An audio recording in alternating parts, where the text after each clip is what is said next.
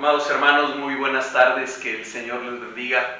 Qué gusto que finalmente podemos reunirnos otra vez para continuar estudiando la palabra de Dios, para continuar con este estudio sobre el libro de Daniel. Yo espero que ustedes hayan seguido las lecciones anteriores, las lecciones en las cuales hemos estado revisando desde la introducción del libro de Daniel y la primera parte que ya hemos terminado. Si ustedes recuerdan, hemos dicho, conforme con la mayor parte de los expertos en Daniel, que este libro se puede dividir en dos secciones, en dos partes. Una primera sección, que son los primeros 6 capítulos, del capítulo 1 al 6, y que algunos han llamado el Daniel histórico, porque principalmente hace referencia a esa parte de la historia en el pueblo de Israel, en el cual ellos acaban de ser llevados cautivos a Babilonia, y en el cual 3 jóvenes israelitas, 3 jóvenes judíos, destacan de una manera importante en el reino de Babilonia, y uno de ellos es precisamente Daniel.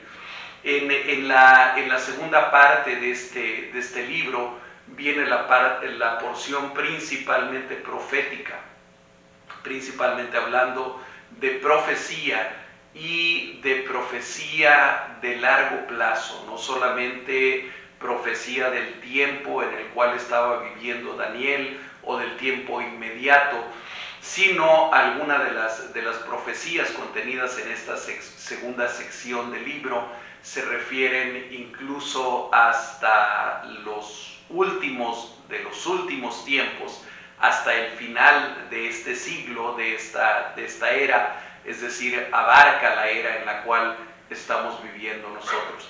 A eso se debe que el libro de Daniel se encuentre clasificado dentro de los profetas mayores, junto con Isaías, Jeremías, Lamentaciones y Ezequiel, no solamente por la extensión de los libros, sino por el alcance de esas profecías. Entonces, vamos a comenzar el día de hoy con el estudio de la segunda parte de Daniel, y vamos a ir específicamente al capítulo 7. Vamos a irlo leyendo por secciones, como lo hemos venido haciendo en otras ocasiones, pero antes vamos a orar para poner este tiempo en las manos de nuestro Dios. Padre amado, bendito Señor, te damos gracias nuevamente por esta hermosa oportunidad que tú nos das, por este privilegio que nos das de acercarnos a tu palabra. Gracias, Señor, porque sabemos que es esta palabra tuya, aplicada por tu Santo Espíritu, lo que trae vida, lo que trae restauración, lo que trae renovación a nuestras vidas. Así que, Señor, en este momento queremos ponernos en tus manos, poner en tus manos este tiempo, estos medios, esta tecnología que estamos usando para llegar a los diferentes hogares, a las diferentes personas. Señor, usa todo para tu gloria, para tu honra. Háblanos, por favor, en esta tarde. Háblanos por medio de tu Espíritu. Te lo rogamos, te lo suplicamos todo, en el nombre de Jesucristo, nuestro Señor y Salvador. Amén. Amén. Bien, hermanos, vayamos al texto, vayamos a la Biblia. Abran, por favor, sus Biblias ahí donde ustedes se encuentran, y vamos a Daniel capítulo 7, a donde dice de esta manera la palabra de Dios. En el primer año de Belsasar, voy a leer primero de los versículos 1 al 8. En el primer año de Belsasar, rey de Babilonia, tuvo Daniel un sueño y visiones de su cabeza mientras estaba en su lecho. Luego escribió el sueño y relató lo principal del asunto. Daniel dijo: miraba yo en mi visión de noche, y he aquí que los 4 vientos del cielo combatían en el gran mar, y 4 bestias grandes, diferentes la una de la otra, subían del mar. La primera era como león y tenía alas de águila. Yo estaba mirando hasta que sus alas fueron arrancadas y fue levantada del suelo, se puso enhiesta sobre los pies a manera de hombre, y le fue dado corazón de hombre. Y he aquí otra segunda bestia, semejante a un oso, la cual se alzaba de un costado más que del otro, y tenía en su boca 3 costillas entre los dientes, y le fue dicho así: levántate, devora mucha carne.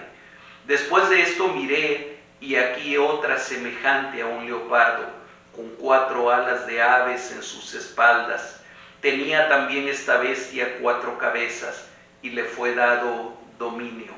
Después de esto miraba yo en las visiones de la noche, y he aquí la 4ª bestia, espantosa y terrible, y en gran manera fuerte, la cual tenía unos dientes grandes de hierro, devoraba y desmenuzaba, y las obras hollaba con sus pies, y era muy diferente de todas las bestias que vi antes de ella, y tenía 10 cuernos.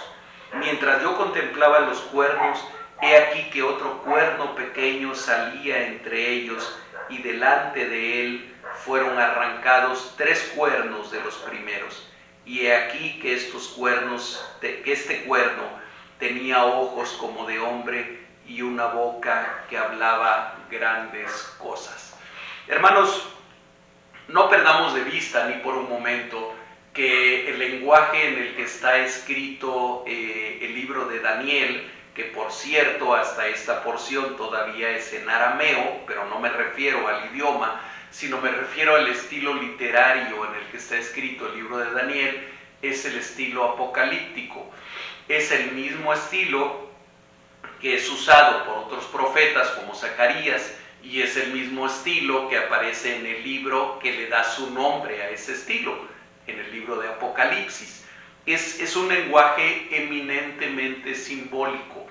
Es muy difícil que nosotros tratemos de interpretar, tratando de descubrir quién es cada uno de estos símbolos. Más que quién es, debemos de preguntarnos qué es o qué simboliza o qué está representando. Eso como una primera observación al comenzar a estudiar este capítulo. Bien, este primer versículo, el primer versículo del capítulo 7, comienza ubicándonos en el tiempo.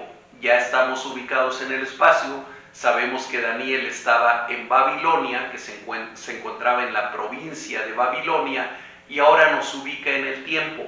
Y dice: en el primer año de Belsasar, rey de Babilonia. A ver, recordemos otro punto que es importante. La Biblia en general y el libro de Daniel en particular no son cronológicos, es decir, no siguen un orden que va del año 1 al año 2, al año 3, al año 4. Hay veces que se superponen las fechas, y hay veces, como en esta ocasión, que una narración que está más adelante en el libro se refiere a un hecho que corresponde a lo narrado a lo mejor más atrás en el libro. No hay un orden cronológico. ¿Por qué menciono esto? Porque si nosotros vamos unos capítulos atrás, 2 capítulos atrás, en Daniel capítulo 5, versículo 30, encontramos que ahí dice, después de aquella visión que tuvo Belsasar de una mano escribiendo en la pared, ya estudiamos ese capítulo, en el versículo 30 de ese capítulo 5 dice: la misma noche fue muerto Belsasar, rey de los caldeos. Así que en el capítulo 5, verso 30 nos dice que ya había muerto. Ahora en el capítulo 7, Daniel nos está diciendo que esto que está narrando ocurrió antes, ocurrió en el primer año de Belsasar, rey de Babilonia. Ya hablamos bastante cuando estudiamos el capítulo 5 del rey Belsasar o Baltasar, aquel que sirve a Baal, al señor de los caldeos. Y ya hablábamos de cómo Belsasar durante mucho tiempo se dudó de su existencia, se dijo que no había registros, hasta que fueron encontrados ya en el siglo XIX algunas tablillas en Babilonia a donde se hablaba precisamente de este rey, que en realidad era un regente, en realidad era hijo de quien estaba en ese momento como rey. Pero bueno, eso solamente para abundar en el contexto histórico. Entonces, en el primer año de Belsasar, dice que Daniel tuvo un sueño y visiones de su cabeza mientras estaba en su lecho. Ya en alguna ocasión hablamos de que esas expresiones de visiones y sueños pueden superponerse una a las otras, que una visión es más bien algo que se ve cuando alguien está despierto y un sueño es algo que ocurre mientras una persona está dormida, pero que en el transcurso de una noche, y tal parece que este fue el caso de Daniel capítulo 7, esas visiones y esos sueños se superponían en el tiempo, probablemente en esa noche en la que Daniel estaba recibiendo esta revelación. Tuvo un sueño y visiones de su cabeza mientras estaba en su lecho. Luego escribió el sueño y relató lo principal del asunto. Encontramos que aquí Daniel no solamente tuvo ese sueño y esas visiones, sino que cuando él se levantó, se puso a escribir.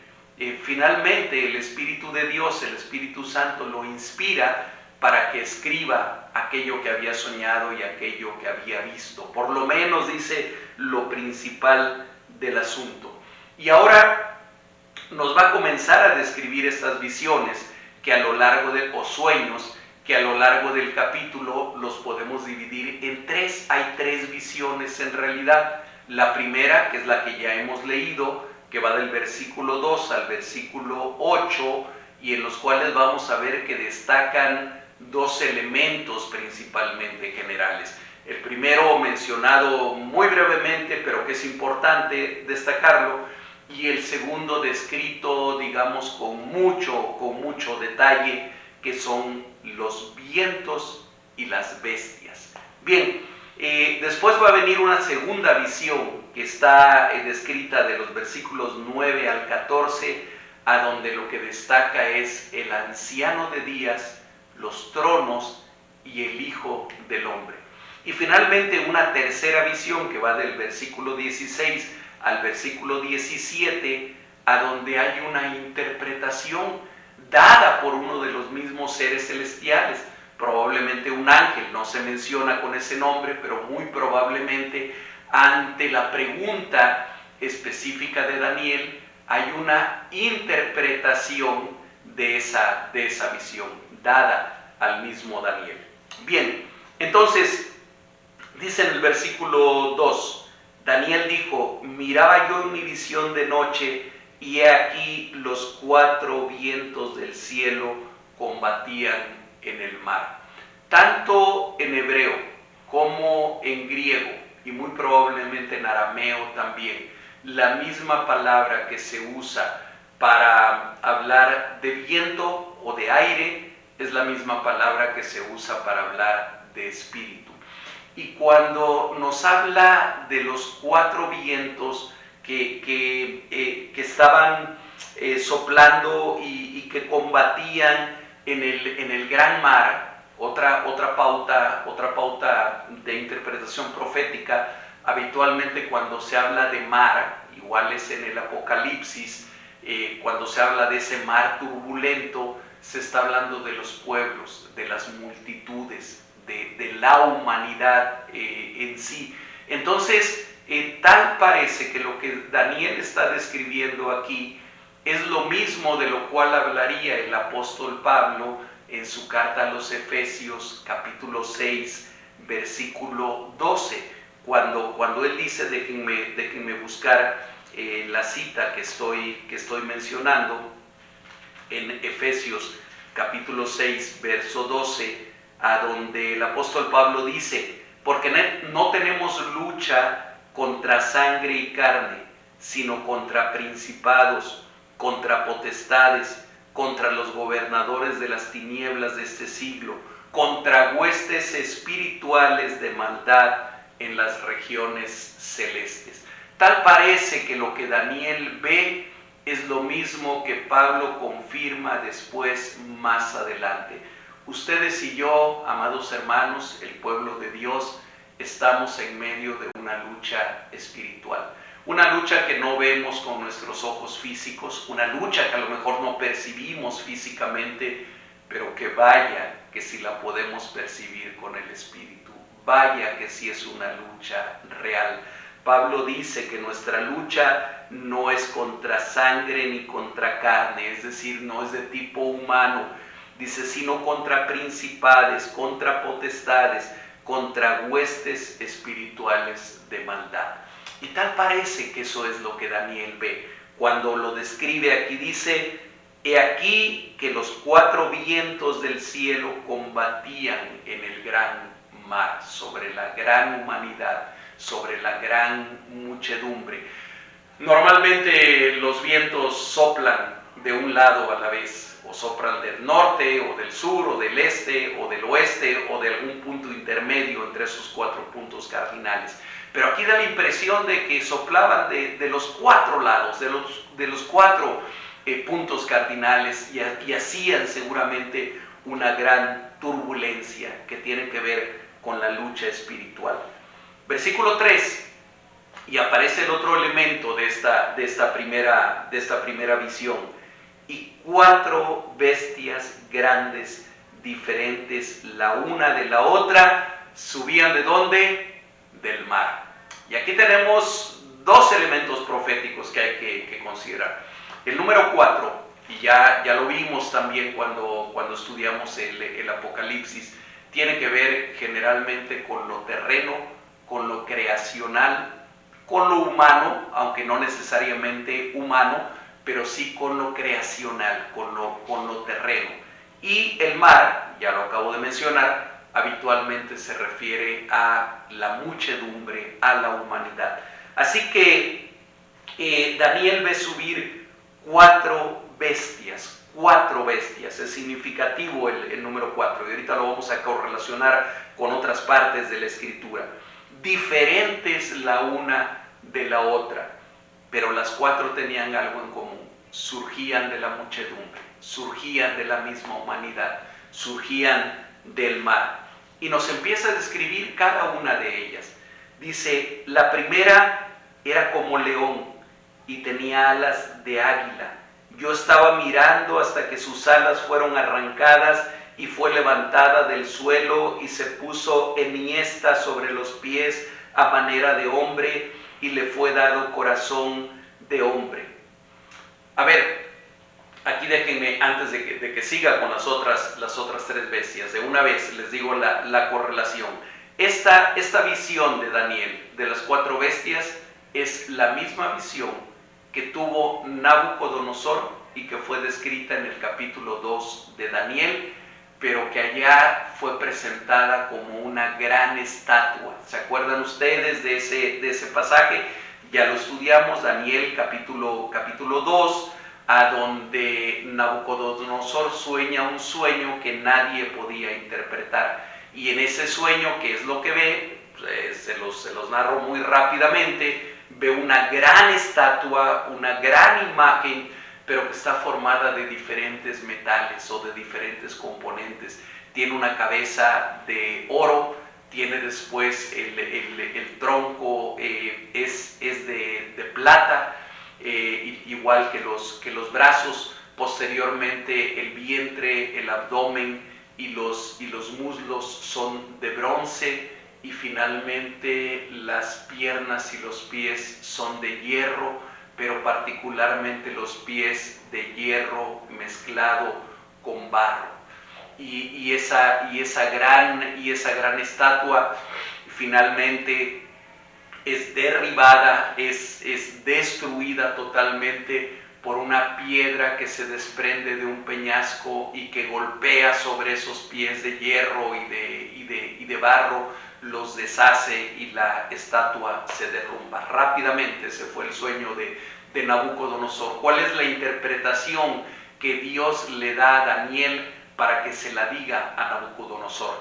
Le dice, esos 4 componentes, esa imagen que tú viste, son 4 reinos que se sucederán uno al otro. El primero, que es la cabeza de oro, representa a Babilonia. El segundo, que es la parte de plata, la parte formada por plata, representa al imperio medo-persa. La tercera, que es la parte formada por bronce, representa al imperio greco-macedonio. Y la cuarta, que son las piernas de hierro mezclado con barro, representa al imperio romano, aunque con una acotación que ahora les voy a decir cuando lleguemos a ese punto. Y finalmente, ¿cuál es esa piedra que fue desprendida de una peña y que golpea y que derrumba y que deshace a esos 4 reinos? Hablamos que es el reino del Dios Altísimo. Es la piedra angular, que es Jesucristo, cuyo reino es eterno. Y vamos a ver lo mismo en esta revelación. En realidad, el sueño que tuvo Nabucodonosor y el sueño que tuvo Daniel, la visión que tuvo Daniel, es esencialmente lo mismo. Son 4 reinos, pero descritos de una manera diferente. Y vamos a ver que esto también coincide con lo que después en el Apocalipsis vamos a encontrar simplemente como la bestia. Aquí nos habla de 4 bestias, en el Apocalipsis solamente nos va a hablar de la bestia. Bueno, habla de 2, pero que terminan siendo una, ¿verdad? La bestia peor, que es la que sube del mar, y después otra bestia que surge de la tierra. Eso es en Apocalipsis. Por favor, vayan, vamos a tratar de ir siguiendo esta descripción que la Escritura nos hace, y vamos viendo cómo la palabra de Dios, como yo se los he mencionado muchas veces, se interpreta a sí misma. La palabra de Dios es interpretada por la palabra de Dios. Es un libro autocontenido. Entonces, dice, versículo 4, empieza a describir a la primera bestia, y dice que era como león y tenía alas de águila. A ver, ¿a quién representará ese león? Fíjense que en las ruinas que se han encontrado, restos arqueológicos que se han encontrado de Babilonia, recordemos que Babilonia ya no existe, ya no hay ninguna ciudad que se llame Babilonia, pero corresponde más o menos a donde ahora se encuentra el país de Irak. Bueno, ahí se han encontrado, es riquísimo arqueológicamente toda esa zona, y se han encontrado inscripciones, escudos, a donde vemos que la manera en que los babilonios se representaban a sí mismos era como un león que estaba de pie y con alas. Ahora no he preparado diapositivas, pero ustedes pueden buscar en el internet, es muy fácil encontrarlo, y van a encontrar cómo esa es la representación del imperio babilónico, que correspondería en el sueño de Nabucodonosor a la cabeza de oro.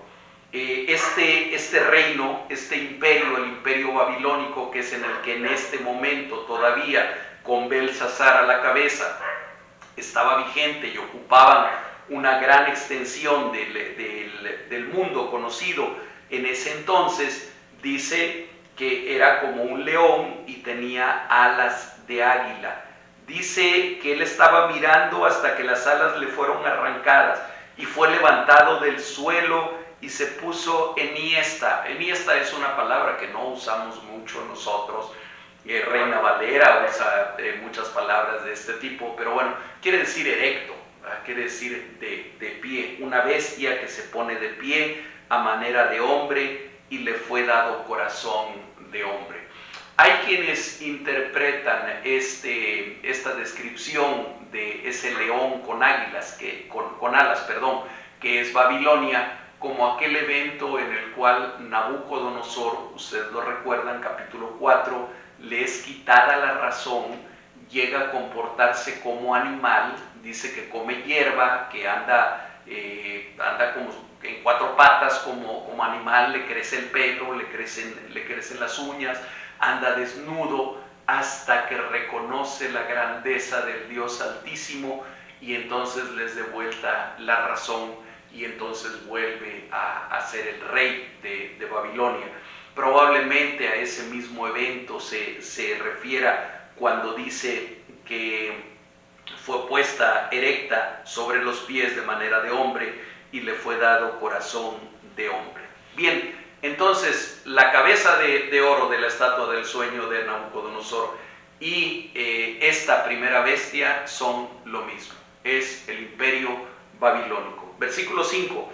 Y he aquí otra segunda bestia, semejante a un oso, la cual se alzaba de un costado más que del otro, y tenía en su boca 3 costillas entre los dientes, y le fue dicho así: levántate, devora mucha carne. Esta segunda bestia correspondería a la segunda parte de aquella estatua del sueño de Nabucodonosor, que sería el tronco y las extremidades superiores, y que estaban formadas de plata, y corresponde al imperio medo-persa, que fue el que sustituyó, el que conquistó, el que destruyó y acabó con el imperio babilónico. Y una pregunta que surge aquí, debía haberlo mencionado antes, pero es importante resaltarlo.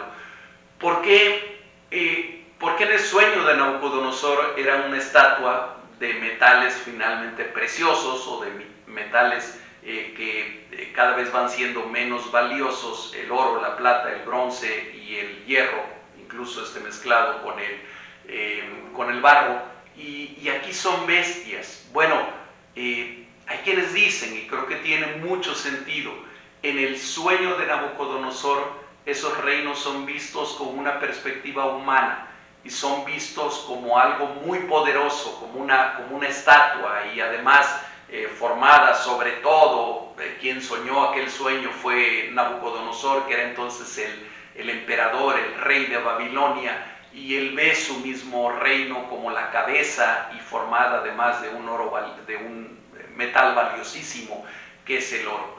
En esta revelación, en estas visiones que ve Daniel, son vistos esos reinos como son interiormente, como son desde una perspectiva humana, desde una perspectiva espiritual, desde una perspectiva divina. Son bestias y se comportan como bestias.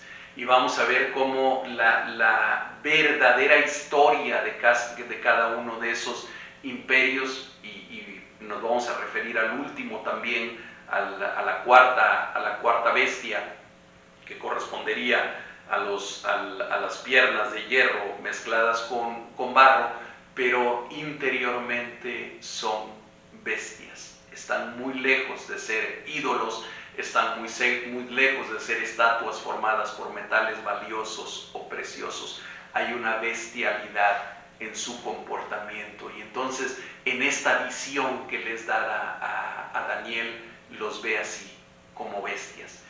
Esta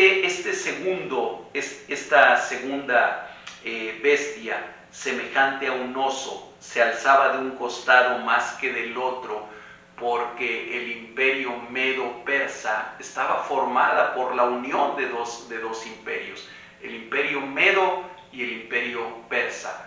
Aunque eran dos, finalmente Darío era medo, y después Ciro es persa. Era un solo imperio, pero más fuerte de un lado que del otro. Los persas llegaron a ser mucho más fuertes que los medos, y finalmente ellos absorbieron a los medos, y por eso se habla generalmente del imperio medo-persa. Y a esto se refiere cuando dice que este era un oso, como uno semejante a un oso, el cual se alzaba de un costado más que del otro.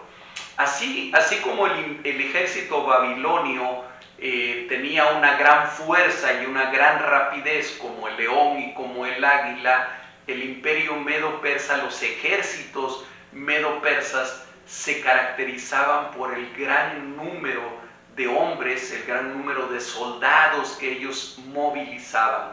Llegaban a movilizar, de acuerdo con algunas fuentes históricas, ejércitos de más de 1.000.000 de hombres, de más de 1.000.000 de soldados, con una fuerza tremenda. E incluso se mencionan que ellos acostumbraban llevar, que los soldados llevaban a sus familias, eran acompañados con su familia, no se movían con tanta rapidez por lo mismo, pero se movían con una tremenda fuerza, como la fuerza del oso. Y dice que tenía esta bestia, que era con un aspecto como de oso, tenía en su boca 3 costillas entre los dientes. Y muchos hablan de que esas 3 costillas representan al imperio babilónico, al imperio lidio y al imperio asirio, que fueron destruidos, que fueron derrotados totalmente por el imperio medo-persa. Algunos hablan también de Egipto. Bueno, hubo más reinos que fueron conquistados por los medos persas, pero digamos que estos fueron la base con las que el imperio medo-persa se comenzó a extender, cuando derrota a Babilonia, cuando derrota a Siria y cuando derrota a los lidios también, a Lidia, y comienzan a formar un imperio enorme. Entonces era también un ejército sanguinario, de ahí aquello de levántate, devora mucha carne. Versículo 6. Después de esto miré, y he aquí otra semejante a un leopardo, con 4 alas de ave en sus espaldas. Tenía también esta bestia 4 cabezas, y le fue dado dominio. Esta tercera bestia correspondería, si nos vamos a la estatua, a la parte de bronce, al vientre y los muslos de bronce, y que representan al imperio greco-macedonio. El imperio greco-macedonio era encabezado por el famosísimo Alejandro Magno, o Alejandro el Grande, o Alejandro el Macedonio. Alejandro ha sido quizá el conquistador más brillante que ha existido en todas las épocas, tal vez el militar más brillante que ha existido en todas las épocas, hijo de Felipe, rey de Macedonia. Comenzó su carrera militar cuando tenía 18 años, sus primeras conquistas.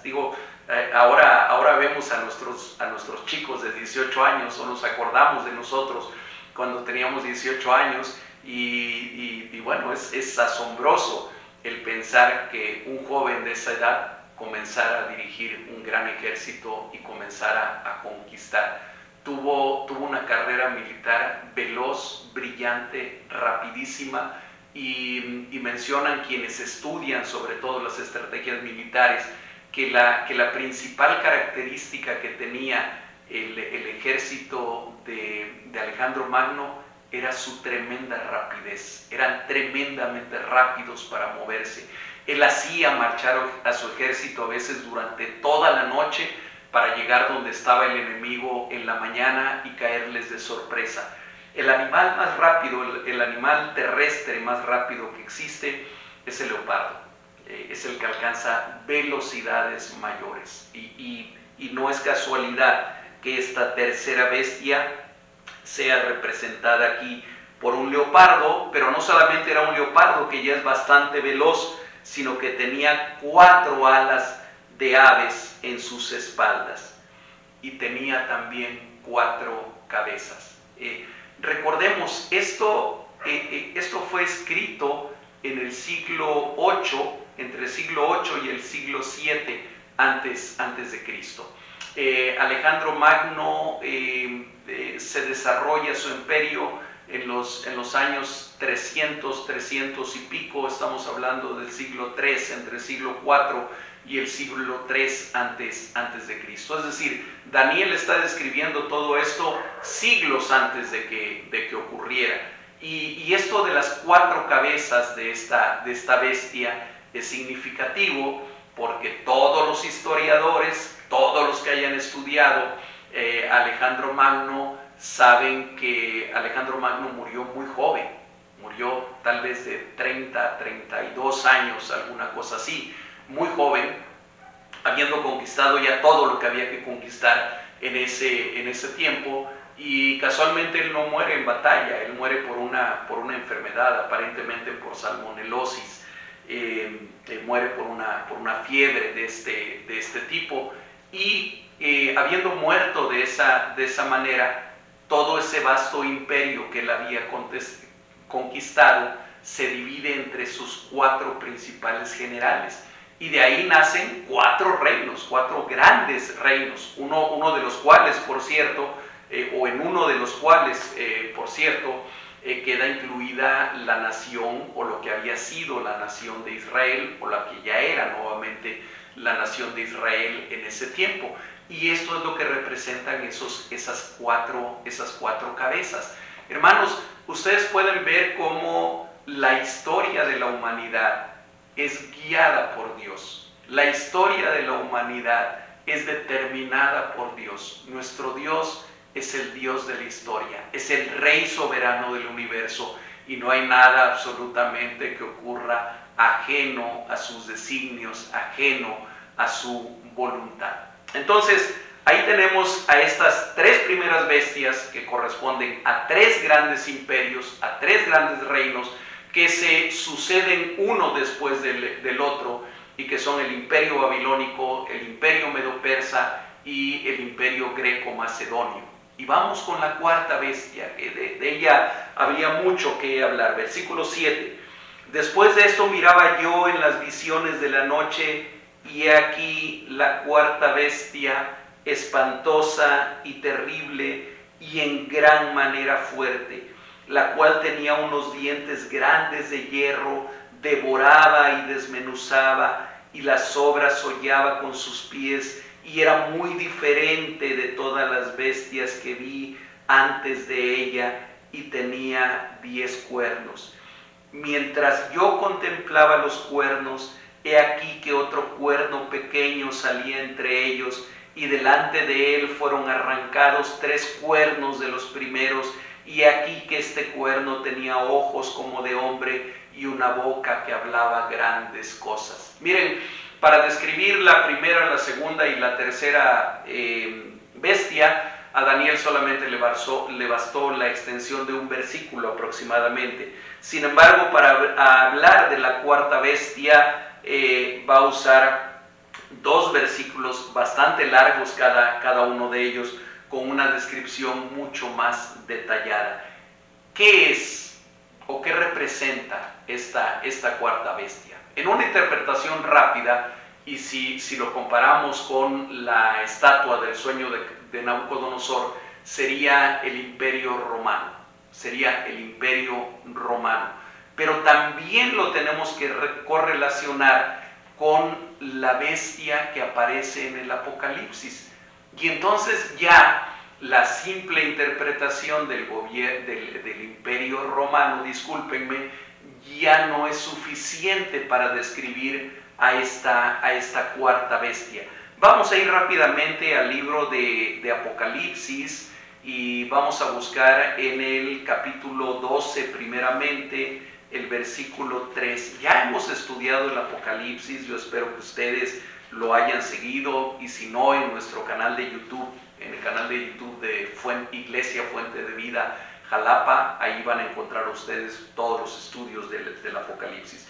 Pero vamos al Apocalipsis capítulo 12, versículo 3, y dice así: también apareció otra señal en el cielo, he aquí un gran dragón escarlata que tenía 7 cabezas y 10 cuernos, y en sus cabezas 7 diademas. En su momento ya identificamos que ese dragón escarlata no es otro más que Satanás. Pero vean aquí ustedes alguna similitud, no sé si ya la notaron.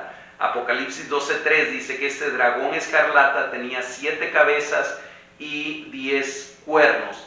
Y en Daniel, versículo 7, dice: después de esto miraba yo en las visiones de la noche, y he aquí la 4ª bestia, espantosa y terrible, y en gran manera fuerte, la cual tenía unos dientes grandes de hierro, devoraba y desmenuzaba, y las obras hollaba con sus pies, y era muy diferente de todas las bestias que vi antes de ella, y tenía 10 cuernos también, igual que el gran dragón o el dragón escarlata de Apocalipsis capítulo 12. Pero siguiendo en Apocalipsis y un poco más adelante, capítulo 13, verso 1, me paré sobre la arena del mar y vi subir del mar una bestia que tenía 7 cabezas y 10 cuernos. Igual que el dragón del capítulo 12, 10 cuernos, igual que la cuarta bestia de Daniel capítulo 7.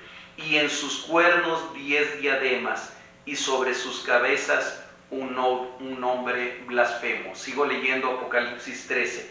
Y la bestia que vi era semejante a un leopardo, y sus pies como de oso, y su boca como de león. ¿Ven ustedes? Oso, león, leopardo. La combinación de las 3 primeras bestias de Daniel 7. Y el dragón le dio su poder y su trono y autoridad. Vi una de sus cabezas como herida de muerte, etcétera, etcétera. Sigue hablando de esta bestia. Un poco más adelante, seguimos con Apocalipsis, capítulo 17, versículo 8.